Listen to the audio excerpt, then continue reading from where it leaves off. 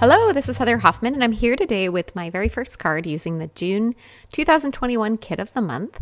I'm doing some ink blending, some Copic coloring, so let's go ahead and get started. I have my image and my sentiment already pre-stamped. My sentiment I die cut out with just a basic circle die. I'm going to spend a little more time focusing on the background and the coloring of the image today. So I'm starting off, I'm using Distress inks to blend a background. I love just mixing and matching different colors of Distress inks. I started off here with Carved Pumpkin, and I'm using just a background. These are ergonomic blending brushes, whatever preferred blending method. I've really just learned though, I don't know if you can really fully tell in the video, but I have a glass mat there I use to dab off a little bit of the ink. You can use just a piece of paper to get some of the extra ink off, but really just start with a soft touch. You can keep blending and layering color, but the best way that I found to get a smooth, just kind of an even blend is just have a soft touch. As you continue to go on, you can keep building up color and layering. It takes a little more time than just, getting a bunch of ink on there and smearing it on in a hurry, but it's worth it to get that softer look. After Carved Pumpkin, I used Festive Berries and then Aged Mahogany. And then I went back to Festive Berries and then ended back at the beginning at Carved Pumpkin. I like to kind of go back over the colors to blend those transitions a little more and get a little more of a blend in between. All right, once that was blended, I added some splatters using that lightest color of my Ganasi Tambi Starry Colors palette. Any sparkly thing will do. And then I also added some splatters with water because that will react with the Distress ink and add just a little more texture and kind of fun and interest to that background. So there you can kind of see. All right, I set that aside to dry nice and thoroughly there. And then I have my image that's all ready here. And I'm going to go ahead and just color this in with Copics. I zoomed in a little bit and I'm doing a close-up view of each of the Copic markers I've used. I'm speeding it up a little bit here so that it'll get through this a little quicker. But I'm going to go ahead and just let the music play and let you watch the coloring. And then I'll be back to finish this card off in a minute.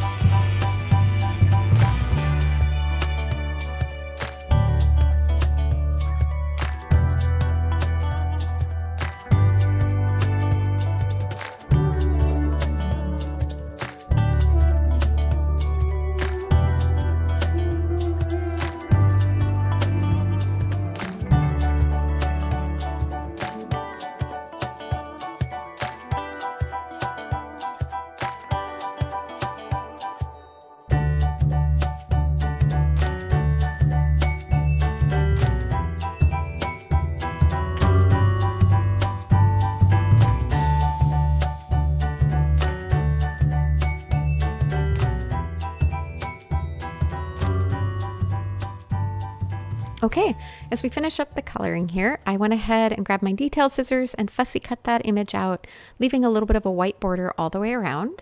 And then came in and I realized I hadn't added color to the lips, so I went ahead and did that real fast. And then I picked just a simple oval die. This is a pretty Pink Fresh Studio blanket stitched ovals die. Any just basic shape die will work for this.